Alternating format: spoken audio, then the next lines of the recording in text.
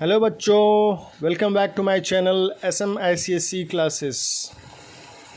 In today's class, we are going to do cross multiplication method to solve simultaneous linear equations in two variables.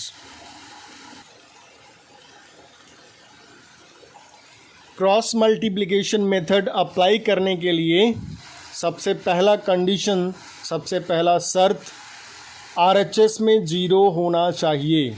तो सबसे पहले इन equations को RHS में 0 हम ले आएंगे.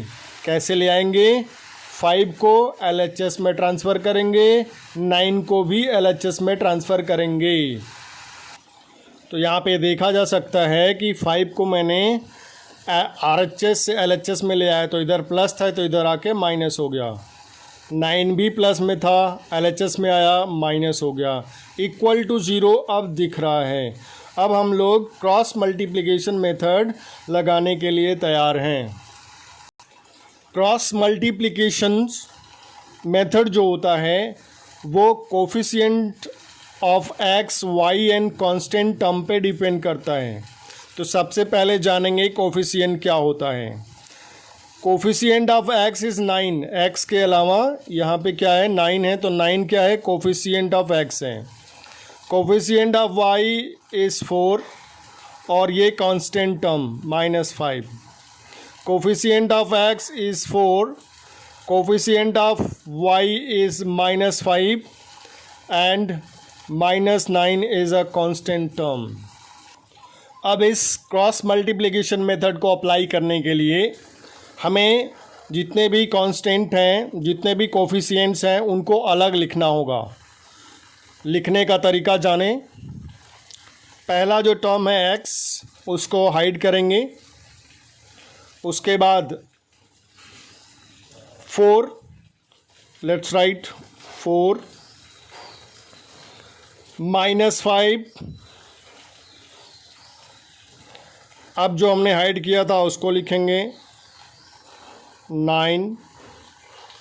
तीनों हो गए, तीनों कांस्टेंट कोफिशिएंट हमने लिख लिया. अब ये 4 जो पहले हमने लिखा था उसको फिर से एक बार लिख देना है. सेम ऐसे ही नीचे वाले इक्वेशंस के कोफिशिएंट को लिखेंगे. तो x वाले को हाइड करेंगे तो सबसे पहले क्या आएगा? -5 4 के नीचे, देन -9. अब जो हमने हाइड किया था वो लिखेंगे 4. फिर से पहला वाला रिपीट करना है. यहाँ पे ध्यान देना है. अब हम वेरिएबल्स को इस ऑर्डर में लिखेंगे. पहले x को लिखेंगे, फिर y को, और ये कांस्टेंट टर्म के लिए हमने 1 लिखा है. कांस्टेंट टर्म के लिए 1 लिखना है. उसके बाद सभी के अपॉन लिखेंगे.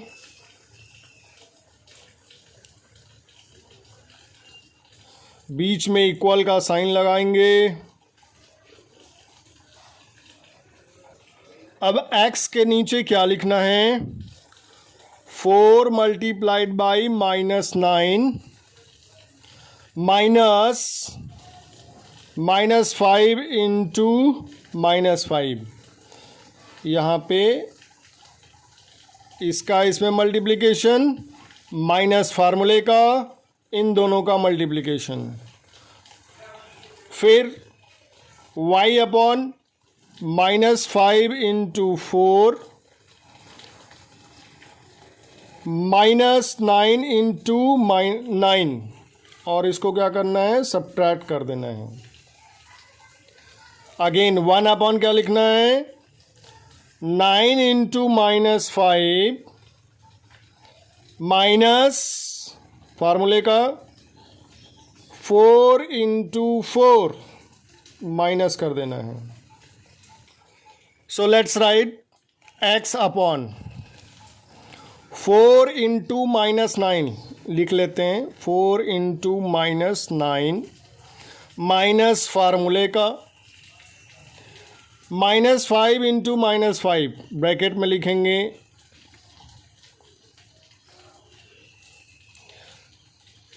y अपॉन -5 इंटू 4 माइनस फार्मूले का -9 ब्रैकेट में लिखेंगे इंटू 9 1 अपॉन क्या लिखेंगे 9 इंटू -5 माइनस फार्मूले का 4 into 4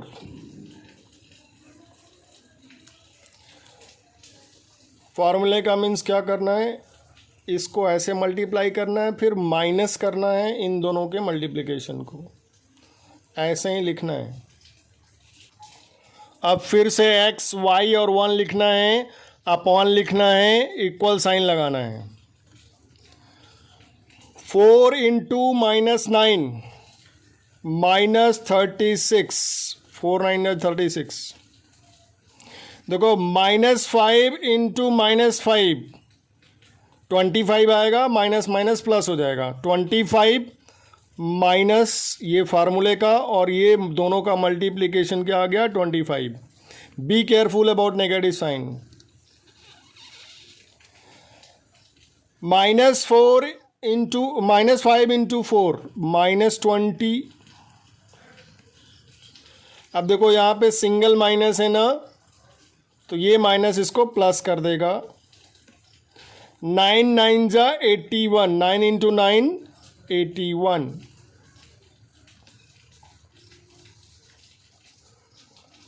one upon 9 into -5 -45 minus फार्मूले का 4 4 जा 16। सो फाइनली क्या आया x अपॉन -36 -25, दोनों को ऐड करेंगे, both are negative, both will be added. 61 is equal to y upon 81 plus में -20, तो 81 -20 61 आएगा, is equal to 1 upon 45 -45 -16 also -61, add करके देख लेना। तो फाइनली हमने x upon 61 -61 is equal to y upon 61 is equal to 1 upon -61 ले आया। इस प्रोसेस में क्या करना था, इक्वेशन में RHS में 0 करना है, फिर x को हाइड करना है और सारे कोफिशिएंट्स को लिख लेना है। x को हाइड करने के बाद ये फिर x वाला, फिर पहले वाले को रिपीट करा देना है, फिर x, y और 1 लिख करके अपॉन और इक्वल साइन लगाना है और इसको ऐसे मल्टीप्लाई करना है, ये मल्टीप्लाई माइनस दिस। अब आगे देखते हैं। सो फाइनली हमारे पास ये मिला। देखो यहाँ पे वेरिएबल है x, इसमें y, ये कांस्टेंट टर्म है। ऐसे केसेस में एक वेरिएबल और कांस्टेंट टर्म को एक साथ लेते हैं पहले, फिर दूसरे वेरिएबल और कांस्टेंट टर्म को लेकर के सॉल्व करते हैं।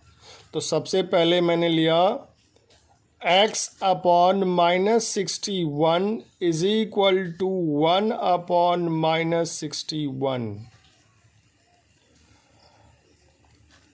तो देखो क्रॉस मल्टीप्लिकेशन करेंगे तो लंबा हो जाए, बस सिंपल क्या करना है, ये -61 को उधर ट्रांसफ़र कर देना है।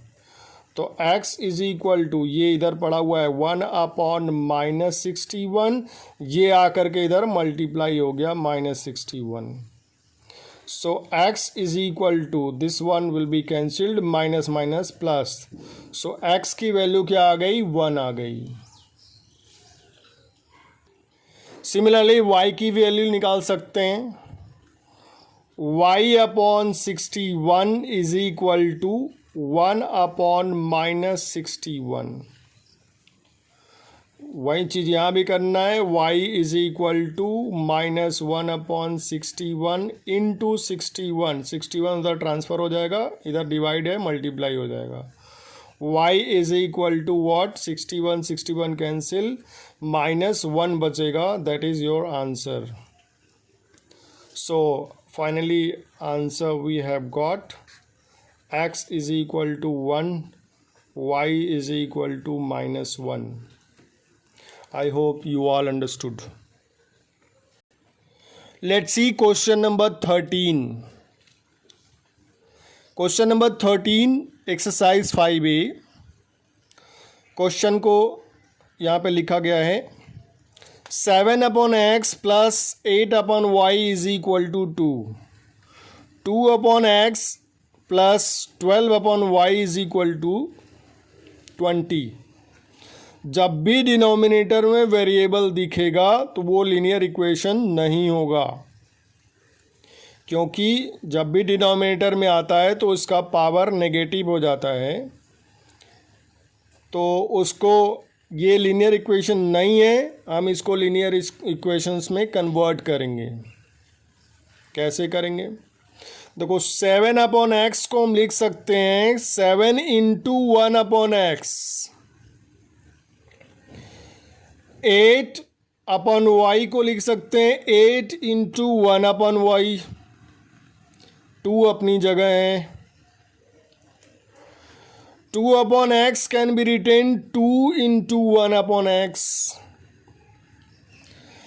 and plus 12/y can be written 12 into 1/y। तो 12 इंटू 1 12/y वहीं सेम हो जाएगा। इससे बेनिफिट क्या होगा कि हमने 1/x 1/y को अलग कर लिया।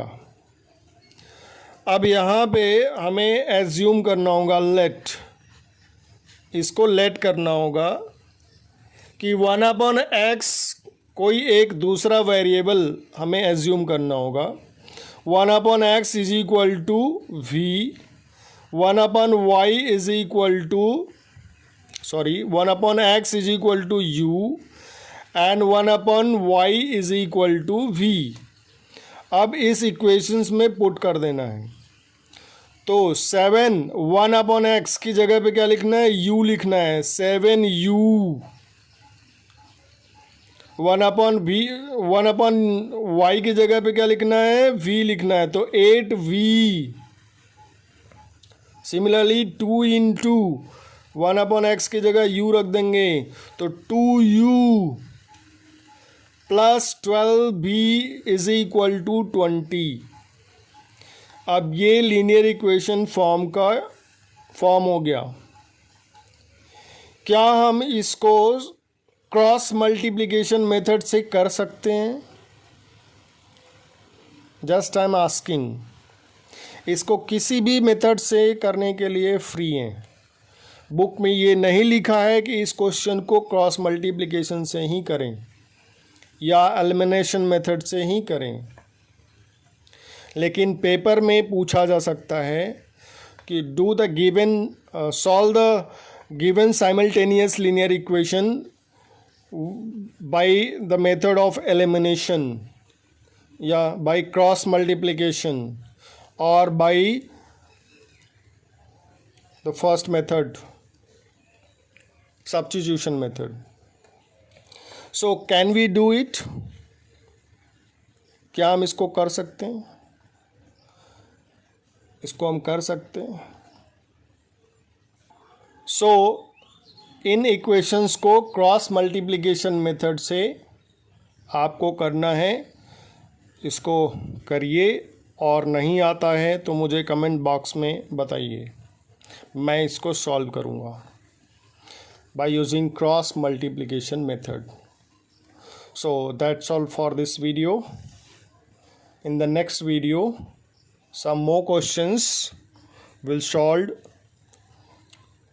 with the help of cross multiplication method. If you like my teaching, please like, share and subscribe. Thank you.